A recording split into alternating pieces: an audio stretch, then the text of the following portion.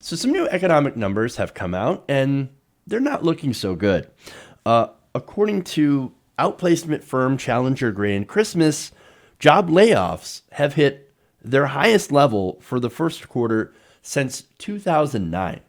Now, that's right after the, of course, economic downturn caused by the housing crisis. Now, here's some numbers. Layoffs hit 190,410 in the most recently concluded quarter. That is up over 10% from 172,601 in the final quarter of 2018 and up 35.6% from the 140,379 layoffs during the first quarter of last year. So, put plainly, layoffs in the first quarter of 2019 were the highest since the third quarter of 2015. Now, again, those are not good numbers. Now, look, there's a lot of different things that are affecting this. Part of it is streamlining processes and companies becoming more efficient. Look, when that happens, there are cutbacks. Now, not only that, but they said that consumer behavior and advances in technology are driving many of these cuts. And this is according to Andrew Challenger, vice president of that firm, in a statement. So, look, that stuff, okay, that seems kind of unavoidable, right? So, for example, better technology will always displace workers, right? So, for example, the automobile put the carriage companies out of business and put the people who make the carriages also out of business. But it opened up new jobs in different fields, right? So that's just an economic fact, right? Now, there are some people that also get displaced and some things get eliminated that have no equivalent jobs to it. And so people might end up having to take worse jobs or get retrained. So this is why I think we need some sort of a system in place that will provide maybe a basic income to those whose jobs are eliminated due to technology advancements. I think that'd be a smart thing to do, especially since we're seeing more and more automation. Now, that said, it's not the only cause to some of these job losses, according to Mr. Challenger. Another major driver of the uptick in job cuts, he says, is economic insecurity and fears of an upcoming economic downturn. Wait. So people are thinking, we could have another recession. That's not good. That is a terrible forecast. Now, he also mentioned that companies are reacting to market conditions as much as consumer demand. So, again, it's a mix of different things, but here we have a palpable worry in the markets that there will be a recession. Here we go. Now, as far as market conditions goes, who sets those? Well, it's mainly Congress, right? Congress, yes, and the president has some to do with it as well. And as you can see, some of the decisions that President Trump has been able to make have not worked out well for market conditions, at least in some of the most heavily impacted sectors that are seeing this economic downturn. Now, let's go with some of the numbers here. Now, one of the biggest cuts or places where there's a lot of layoffs is in auto manufacturing, right? So they led the layoffs with about 15,887 jobs that have been cut for this quarter. Now, what goes into making cars? There's a lot of things. There's talk about Donald Trump closing the border with Mexico. A lot of car parts are made in Mexico and shipped up into the United States to go in your car, right? We shut down the border. Literally, you would stop being able to make cars within a week. So all these threats about closing down the border over immigration, that's not smart. That's making people think, wait a minute, are we going to even be able to get the parts to make these cars in a month, in a week? I don't know what's going to happen. Well, let's just cut jobs just in case, right? Now, there's also the Trump tariffs on steel. That was something that President Trump was able to unilaterally do and put tariffs on steel, which, of course, drove up the price for car manufacturing. Now, look, that's, again, not the only thing. That's just one of many factors, but I'm sure part of that is playing a pretty large role. And so, look, even the Trump tax cuts were not enough for companies to really offset any of this stuff, right, on trade. But there's more. On the consumer side, you've got tightening credit, stagnant wages, those have still not gone up, higher personal debt, student loan debt, outsourcing, and a lot of this stuff just comes together with the market side to really kind of shape market conditions, right?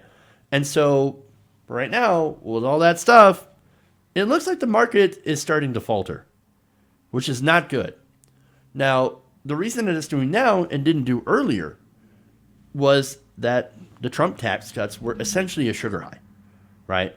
So now that sugar high is starting to wear off.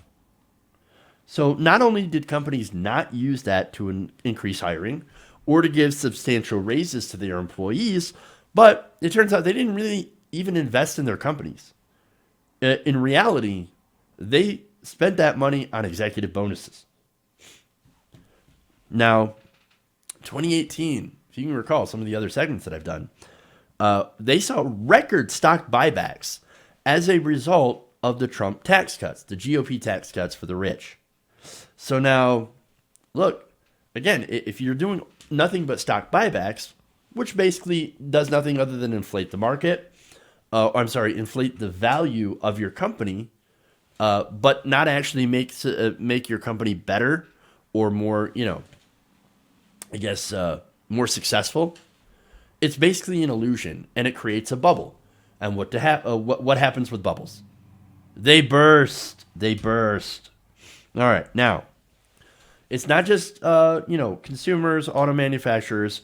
In fact, you have another industry that saw a lot of cuts here, and that's the energy sector. Energy companies had a total layoff number of 10,548 people. Now, what's interesting about that is that President Trump and the Republican Party deregulated these companies. And it turns out these companies are shedding jobs. Coal is dying as an industry, while wind and solar are getting a lot cheaper. Now, the thing is that President Trump, instead of encouraging these demands that are actually now cheaper than oil and natural gas and coal, are actually trying to stop these industries, wind and solar. In fact, he put tariffs on solar, and he's actually been blocking investment in wind power, likely because he hates windmills. He's like Don Quixote, tilting at windmills. Though in this case, the windmills are not imaginary, they are real, and their sounds don't cause cancer. Now, the fastest growing industry, though, at least before the tariffs, was solar, which employed nearly 250,000 people. They've seen an actual downturn as well, but they're also expected to see an upturn later on this year. So now the solar industry in America right now employs 3 times the amount of people than the coal industry that Trump continues to try to prop up. So look, he's hurting industries that would otherwise be growing and trying to prop up industries that are actually dying and shrinking. So he is not doing an economic miracle, right? He's not doing anything to help the economy. What he's really doing, or been doing, is just helping himself, and the corporations also help themselves, the executives.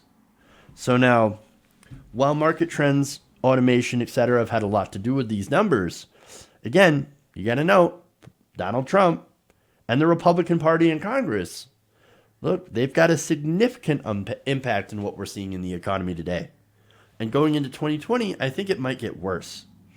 And if it does get worse, it'll be disastrous for President Trump's reelection campaign, because right now, so far, they have been relying on what was left over from the Obama economy.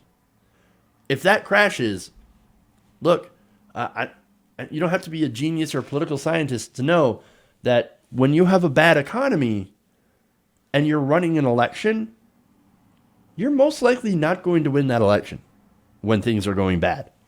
People will turn on you when they see that they're losing money and losing jobs. So that's not going to work out well.